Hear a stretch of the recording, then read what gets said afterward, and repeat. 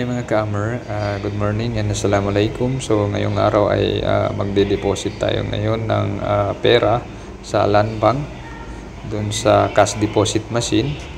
So ayan, hindi na natin kailangan pumasok dun sa loob kasi meron naman silang CDM or cash deposit machine. So dito lang natin i-deposit yung pera. So ayan. So by the way pala guys, yung pera dapat yung old na note ng pera.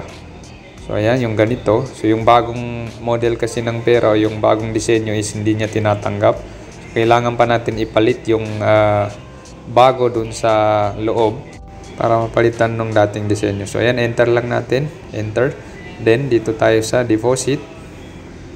Then with card tayo kung dala natin yung card. So isalpak na natin yung card natin. So ayan. Then lalabas yan automatic. So ayan, kunin natin. So enter lang natin. So sinasabi naman dyan, press enter. So ayan, enter lang natin. Then savings. Okay. So the transaction is being processed. So ayan. Ngayon ilalagay natin ngayon yung pera dito sa ibaba. Ayan. So dyan natin ilalagay. Okay.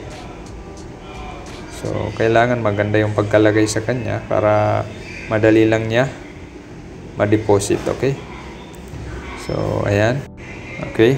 So, wait lang natin. Kailangan natin maghintay kasi pinaprocess na niya yung pag-deposit ng ating pera. Okay? So, maghintay-hintay lang tayo.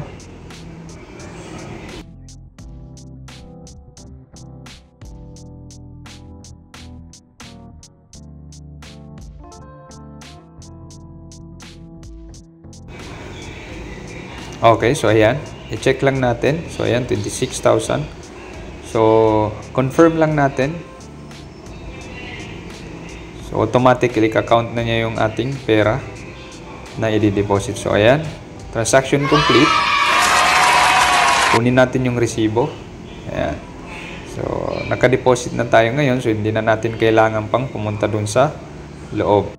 So ito yung pinakamabilis na paraan para makapag-deposit tayo ng ating pera sa Land Bank ng mas mabilis at hindi na natin kailangan pang pumila dun sa loob kasi napakahaba kasi ng pila dun sa loob. So mas maigi na ganito, mas mabilis. So again, thanks for watching and I hope nakatulong ito sa inyo. Huwag kalimutang i-like at mag-subscribe sa ating YouTube channel. See you in my next vlog mga ka-amers.